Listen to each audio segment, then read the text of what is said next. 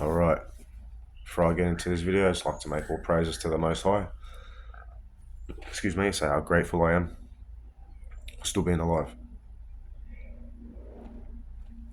Now we're going to talk about this gangstalking in terms of quantum physics in a very brief overview without going too depth. I'm just a layman anyway. Now, it's a very old science, alchemical science, and they kind of use you as a quantum doorway because they believe in the Saturn lunar matrix or the Saturn moon matrix where the souls are constantly reincarnating in a vicious cycle in and out of this existence. Now that's just only one path a being of high sentience can follow. That's your choice. It's something that you can fall into and be trapped in, is what Buddhism's about. It's what Prince Siddhartha, the main mission in life, was to break out of the constant reincarnation cycle of life. Now, being a quantum doorway, the people perceive you. Now, I'm going to be using this as an example. They perceive you to be a quantum doorway for a recycled soul. Now, I'm going to use biblical referencing. I'm not Bible bashing. I'm not being an evangelical Christian or anything like that, or trying to promote any way of life or religion. I'm just using this theology as sort of like an explanation. If you refer to the crucifixion of Christ, whether Christ was crucified or it was Thomas, his twin brother, that's besides the point of this topic right now. The whole point is he was crucified and was tortured to give up his Holy Ghost. So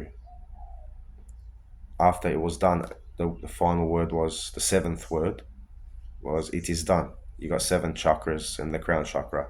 So the 7th means that his soul came out of the 7th access point to his vessel, and it is done. So he gave up his Holy Ghost, and that's the whole point of him being or the whole purpose of crucifixion.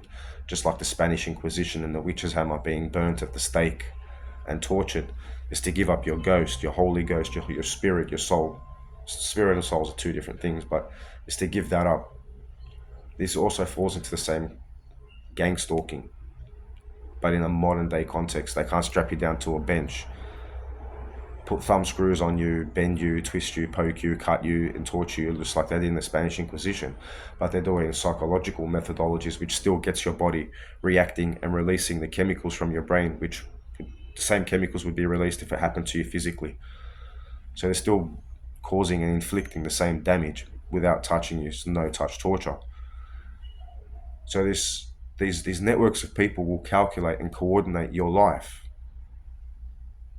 so you can be, in a convenient position for them to walk past, so a spirit can leap from you to them. I know as ludicrous as it sounds, but you see, this is a Kaaba. Your body is a Kaaba, and the Islamic Kaaba is a representation of the physical body, just like the pyramids were. Then just what they call a golden ratio, golden equation, the mathematical equation formula that the body adds up to, the same thing that these buildings, mathematical equations, add up to. So when you're going on a pilgrimage, the whole point of your pilgrimage and suffering is to develop a soul. We all have spirit, but this suffering and turmoil and hardship, like you go on in Islam, you go on hijrah to Kaaba, and they circumvent. And that's supposedly after taking this hard pilgrimage, this how it should have been, you gain a soul. That's why I guess you go white, because you're fresh and there's nothing on you.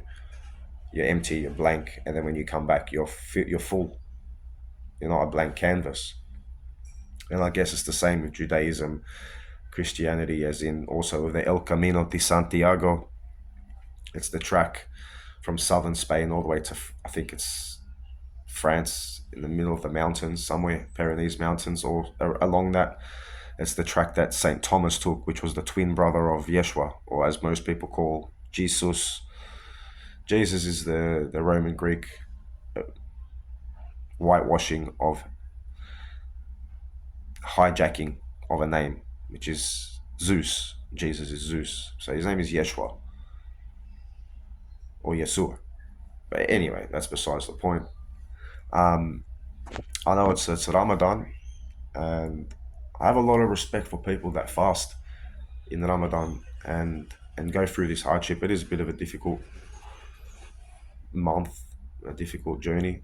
I guess afterwards you're supposed to feel clean and feel your soul instead of all that toxicity from the world around you being a distraction from you and your soul, your inner self, hearing yourself, knowing yourself.